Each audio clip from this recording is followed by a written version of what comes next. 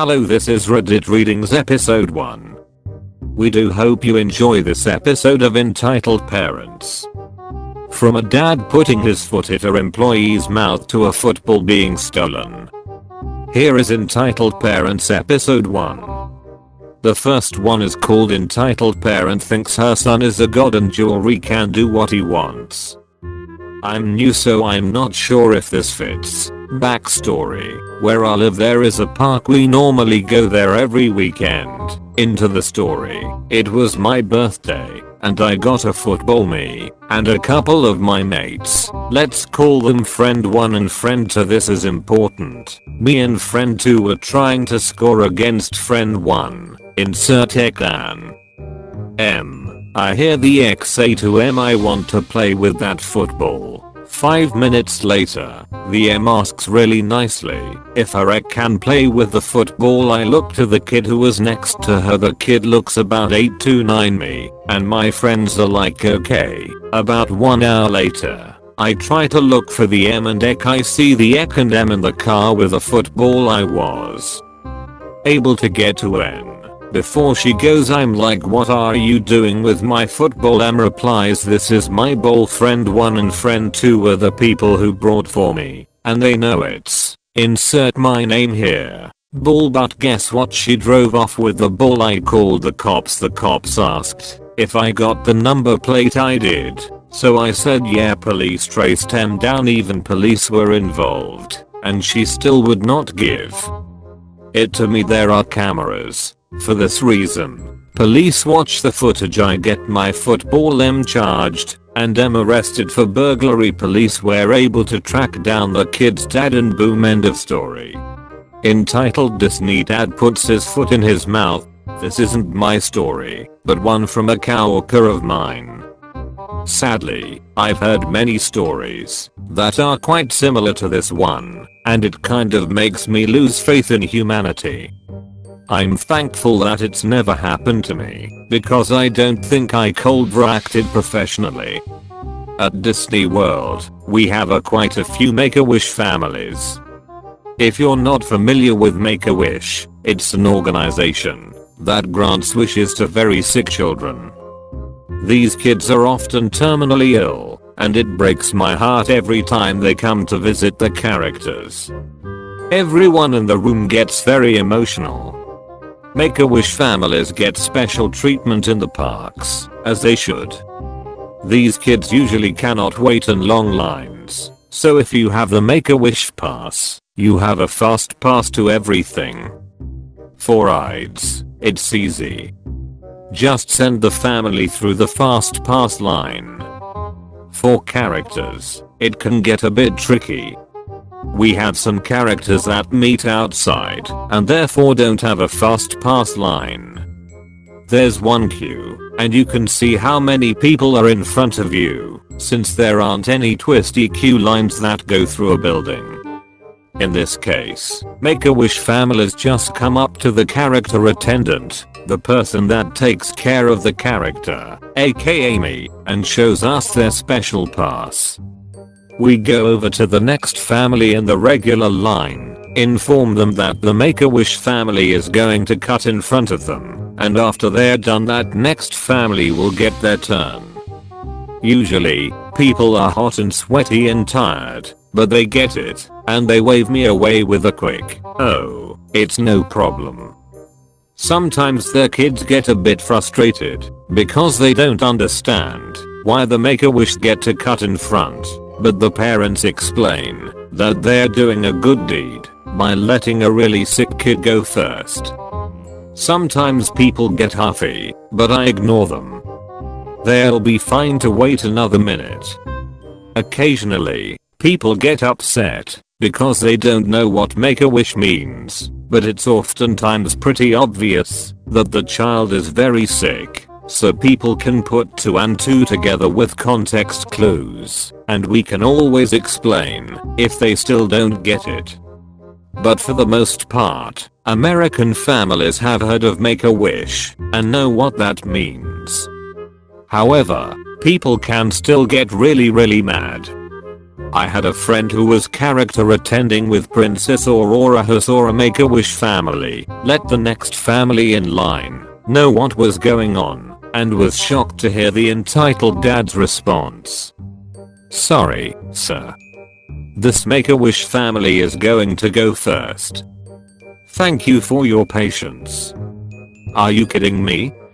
We've been waiting forever. This is ridiculous. Sorry, sir. My friend shot him a look and turned away to focus on the Make-A-Wish family. Ed pouts like a child. "Wow, I wish my kid had a disease so they could cut all the lines," he muttered under his breath, probably louder than he intended to. Everyone froze. Princess Aurora, my friend who was working, the family behind Ed, and the Make-A-Wish family all turned to stare at Edition. Aurora was pissed and said something to the effect of, "Well, that wasn't a very princely thing to say," before turning her attention to the Make-A-Wish little girl. Her mom looked like she was going to cry. My friend barely kept his composure, went right over to the Ed and said, "I bet our friends over here would give anything to be in your shoes, don't you think?" The family behind Ed grumbled about him being rude and horrible. Ed knew he had put his foot in his mouth.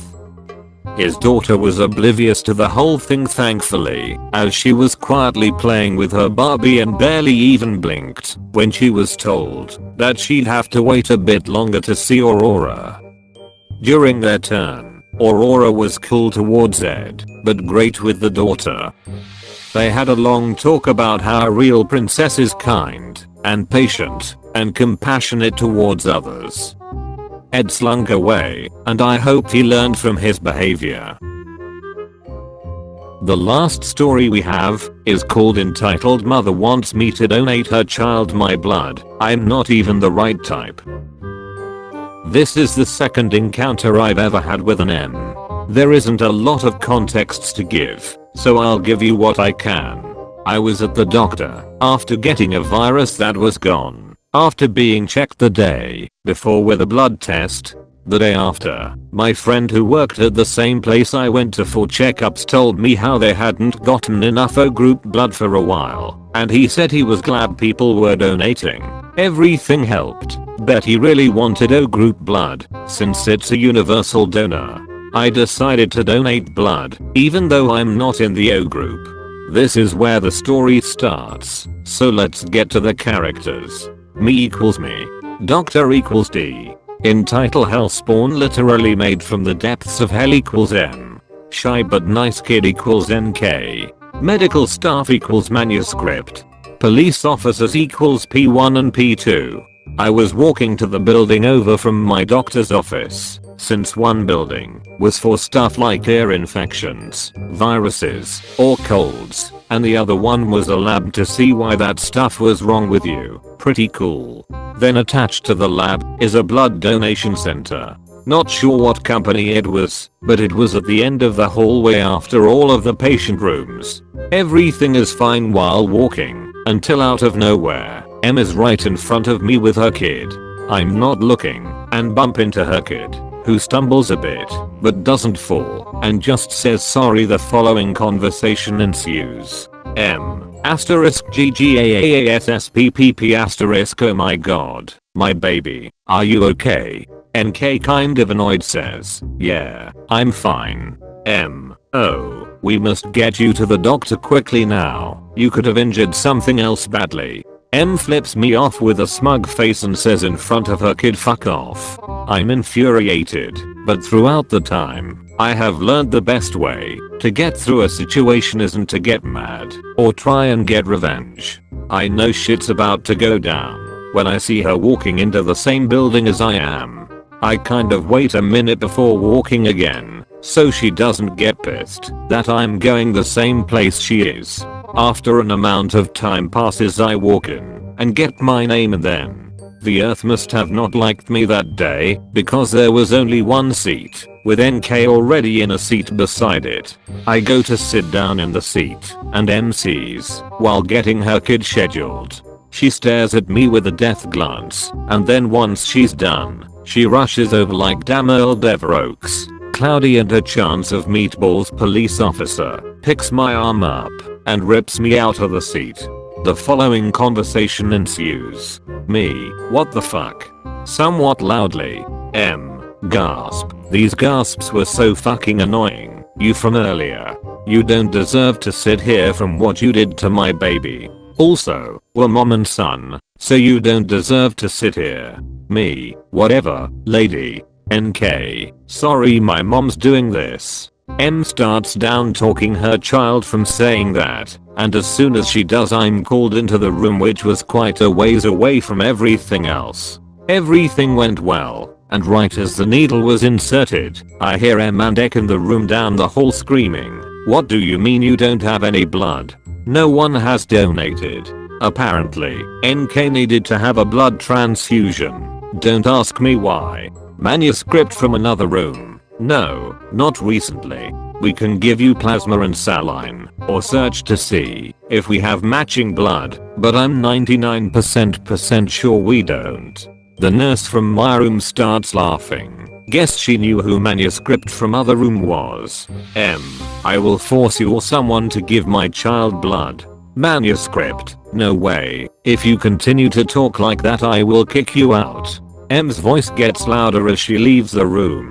As Em leaves the room, she looks down at the donation center and sees me. Don't be shitty and ask how she could see me. The rooms are right there after you walk in, and sometimes people just forgot to close the door. Manuscript is following Em trying to get her out of the building, and she points at me and other manuscript in my room.